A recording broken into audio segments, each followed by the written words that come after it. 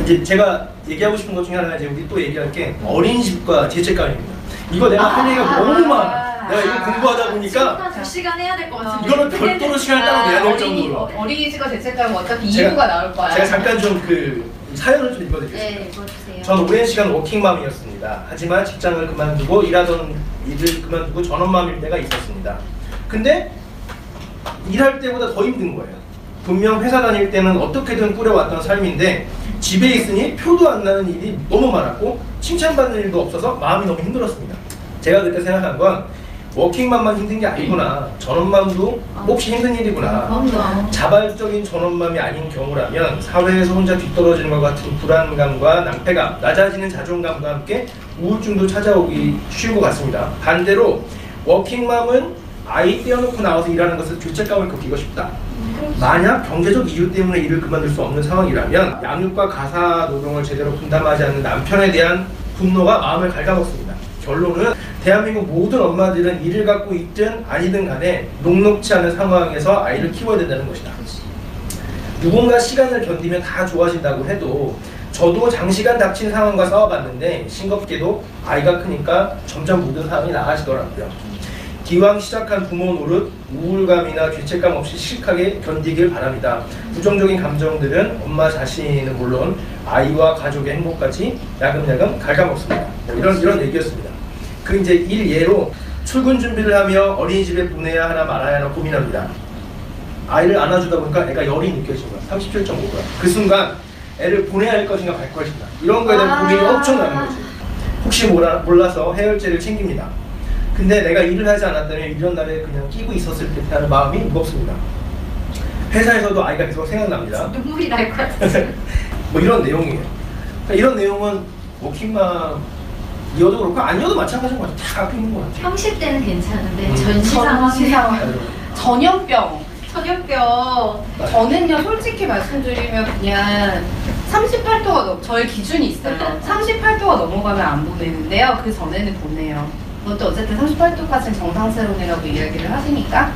근데 그래서 열나는 거에 대해서는 사실 확 이렇게 하지는 않는데 아니 사실 어린이집 안 다니는 애들도 뭐 온 김에 다 올마요. 왜냐면 키즈카페도 가고 너무 마트도 가고 이러니까. 근데 이상하게 어린이집 다녀서 전염병이 더 잘 걸리는 것 같은 느낌이 들면 진짜 미치겠는 거죠. 저희 친정 엄마가 저한테 그렇게 뭐라 그러거든요. 애가 콧물 막 나고 이러면 막 어린이집에서 있어서 그런 콧물이 끊이지 않는다. 콧물이 끊이지 않지. 쟤 나랑 집에 있었을 때도 엄마 그랬어 이러면 말 같은 소리도 안 하고 네가 그러고 너 엄마냐? 막 이런 소리 해요.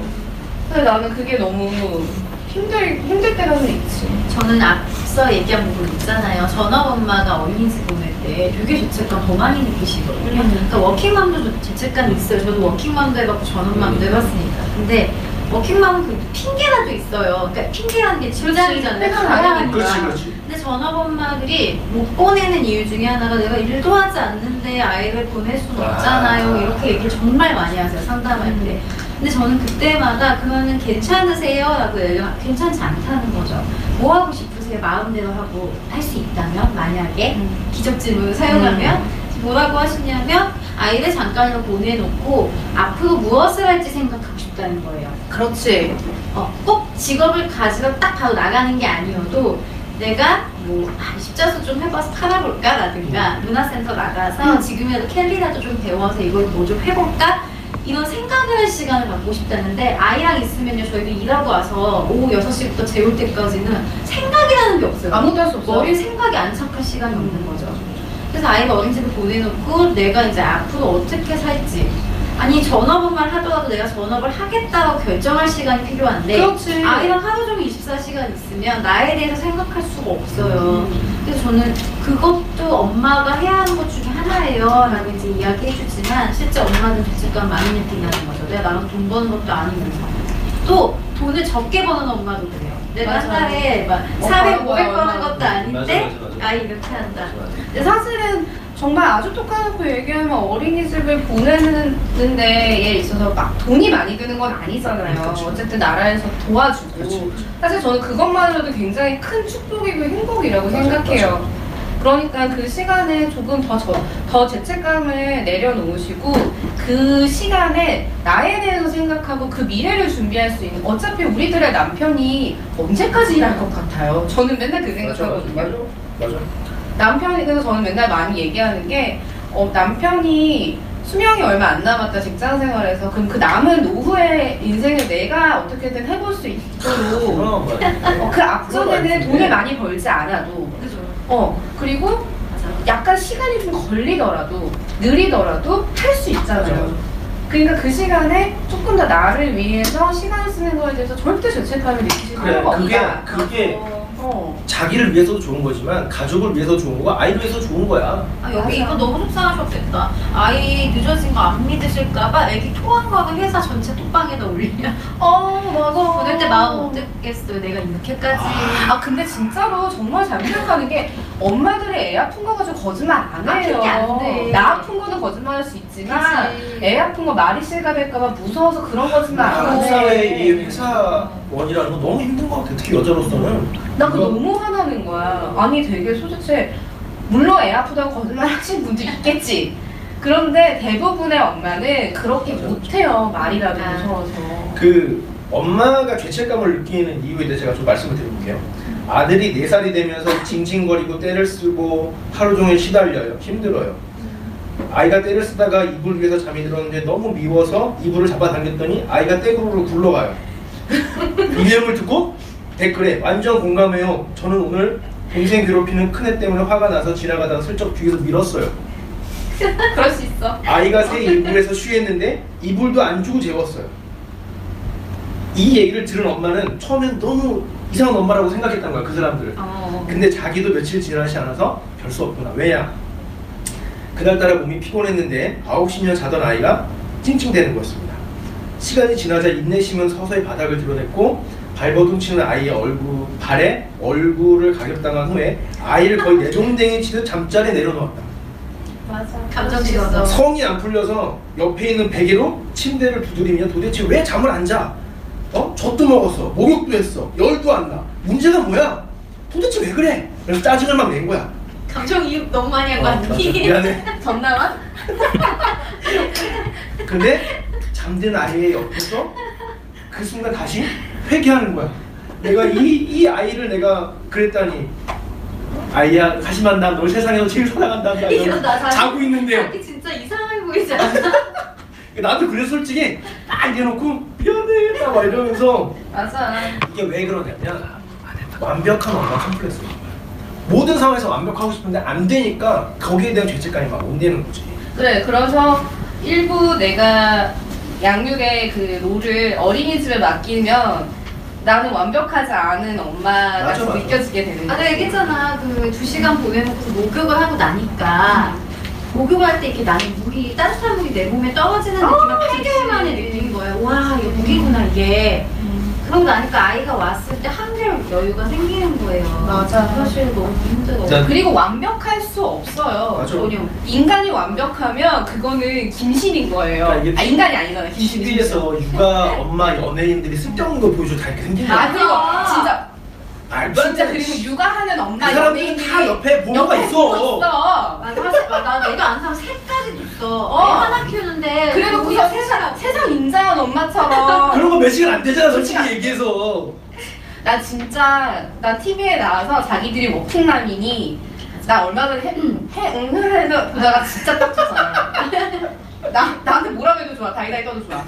나는 왜냐면 너무 화났던 게 분명히 누가 봐도 아줌마도 쓰고 부모도 있어. 쓰고 하거든. 근데 막 애 보는 게 얼마나 힘든 자세야 막 이러면서 이러는 거야.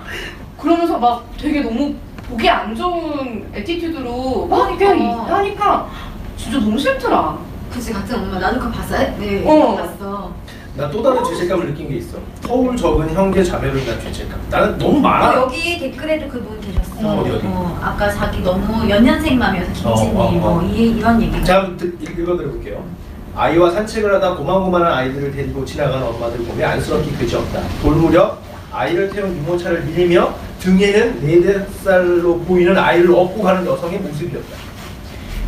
어린 나이에 동생이 또 태어날 경우에 큰아이가 박탈감을 느끼는 것은 사실이고 이 때문에 엄마는 큰 아이와도 제대로 못 놀아주고 작은 아이랑도 제대로 못 놀아주는 생각에 또 미안한 마음을 갖고 또 죄책감을 느끼는 거야.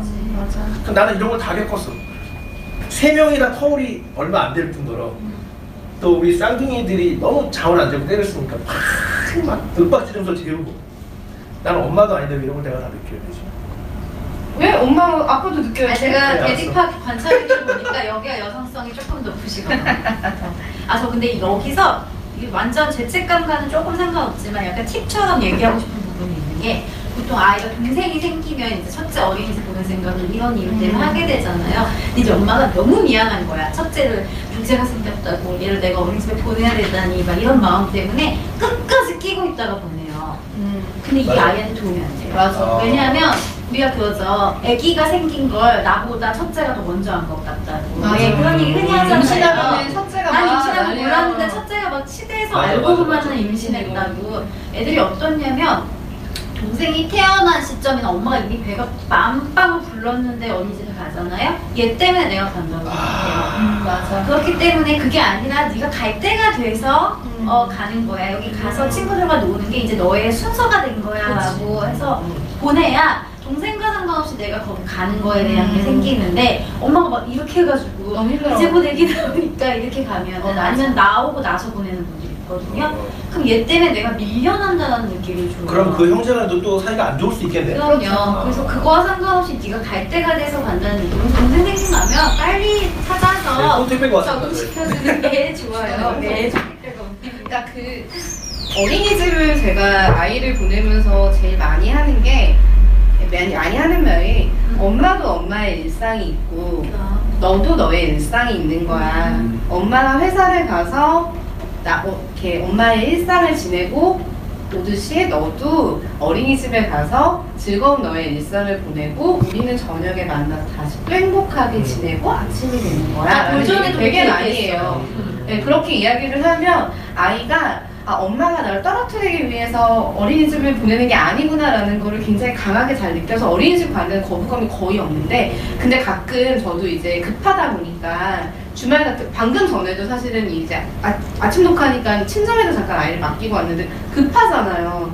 그러니까 아이한테 이 충분한 설명을 하지 못하고 친정에다가 그냥 던지듯이 이렇게 딱 왔는데 그때 아이가 막 안 가려고 우는 거예요. 납득이 돼야 납득이 돼야 되거든. 근데 아이한테는 이게 자기 일상이 아니었거든. 그러니까 이런 식의 이렇게 막 갑작스러운 변화들이 아이들한테 굉장히 힘들기 때문에 항상 미리미리 이야기해 주시고 이 어린이집을 보내는 것 자체가 그렇기 때문에 굳이 우리 모두의 그냥 삶의 일부분인 것처럼 그렇게 받아들이시는 분. 난 이게 너무 화가 나. 엄마 빼고 가족이 모두 어린이집 보내는 걸 반대한다는 거예요. 근데 사실 그렇다고 이 가족 모두가 나의 육아에 도와주는 것도 아니잖아. 도움이 되지가 그렇지. 않으면서 간다고 되나라 대충하라 이러는 그럼, 건데 그렇지. 엄마도 대부분 못 보내시는 분들이 이것 때문인 경우 많아. 특히 남편도 우리 스쿨링 이런 거 자주 갖다 준대. 우리 신랑은 막 누가 시킬 거야? 나 진짜 싫은 게 뭔지 알아? 내가 할민이 뭐 등원했어? 등원했어. 아이고 힘들겠네. 유유 이렇게 보내. 신랑이. 그러니까 약간 기본에 깔려 있는 거야. 아이가 엄마랑 떨어지면 힘들 거라는 거. 아이가 힘들 거라는 걸 보낼 거야? 나가 힘들게 내가 힘든 게 널리가 나 힘리가. 그래? 그리고 막 힘들겠네. 막 울고 막 이러면 약간 그러면 막 올라오지. 그러니까 화나는 거야. 속상한 거. 구민정님 너무 공감되는 일이 많은가 봐. 맞아. 아까 네가 얘기한 저 구민정님 나중에 한번 저희 방송에 한번 나오실래요? 네. 저희 초대해서 구민정님 좀 한번 다시 한번 의사를 밝혀주세요. 다시 한번 말씀드리면 감독님 할 겁니다. 네. 이 죄책감에 대한 솔루션을 이상적으로 제공을 했는데 한번 공감이 되면 들어보세요. 네. 여유로운 마음을 가진다. 아이들 양육은 양보단 질이 더 중요해. 나는 잘할 수 있을 거야 라는 자기 암시를 통해 양육에 대한 자신감을 가져야 한다. 별 공감 안 해. 아니 약간 그걸 어떻게 할 거냐고. 어떻게 할 거냐고. 몰라 이렇게 제시했어. 자, 두 번째.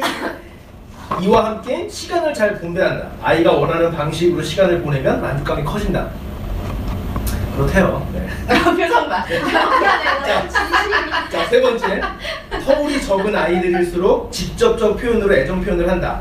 내가 뭐뭐해서 참 좋다는 말을 각각의 아이에게 해주되 그 내용은 아이의 성향과 행동 방식 등에 맞춘다.